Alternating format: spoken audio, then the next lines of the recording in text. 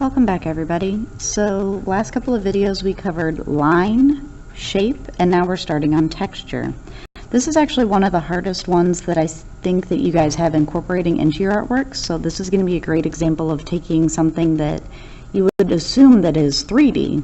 You have to be able to touch it, but we're actually transforming that into a 2D flat paper like representation of what you would assume that texture would feel like to your eyes versus your hands. So with this worksheet, I need your name up on top and your class period.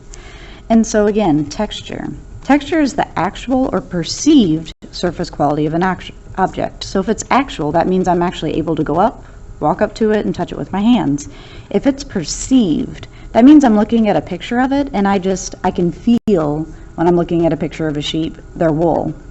If I'm looking at a picture of a person's hair, I can feel the texture of their hair. If I'm looking at a picture of rocks, I can just assume that it's like hard and really pebbly. So what you guys are going to be doing on this worksheet is a list of soft and smooth textures on the left-hand side, and on the right-hand side, a list of hard and rough textures on this side. But not just a list, I need a pictorial list, which means I need to see a picture of it. So I could say for soft, I could have carpet. So once I write carpet, I also need to see an example of how you would draw carpet. So the carpet that I used to grow up with the kid was like really rough and ribbly.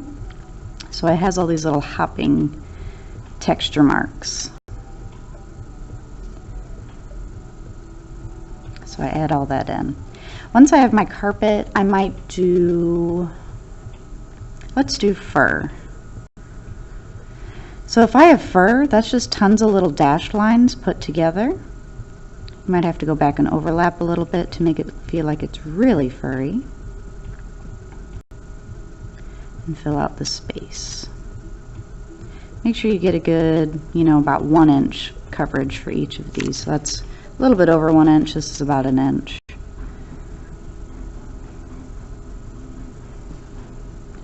Okay, so we got fur done. And on each of these I need about 5. I'm only going to give 3, so you're going to have to think about things that are around you. You could do metal, you could do the countertops, you could do the floor. You can do lots of different things that are soft. So one more that I'm going to do is, I might do a metal bar. So that's just because it catches on the smooth side. So I just draw the bar itself. Maybe this is off of the desks that we have around us. And I'm just drawing the shine. So I catch the dark areas where it doesn't get all shiny. And add a couple of value lines just to see that I got that nice white highlight there to make sure that it looks shiny. Okay, so I have 1, 2, 3, and I need you guys to make up your own 2. Now we're working on our hard and rough textures.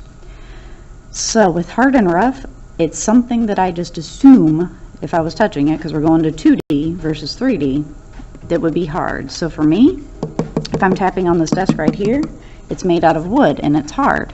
So I might do wood. So I typically start with the center eye, and I do these jig-jaggedy lines. So it's straight on the edges and then jig-jaggedy. Then it gets longer and I follow around it.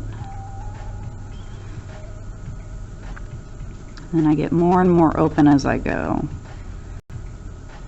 It's called concentric lines. I'm going around another line, making it bigger each time as I go.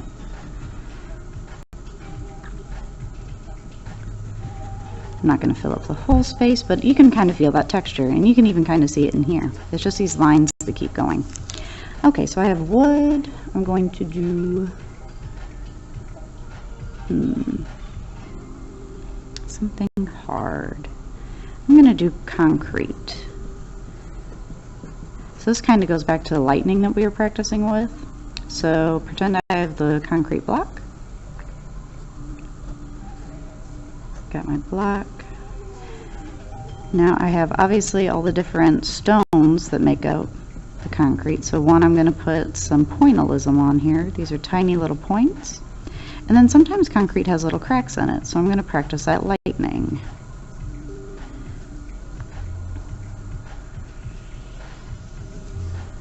So start out from one point and then branch it out.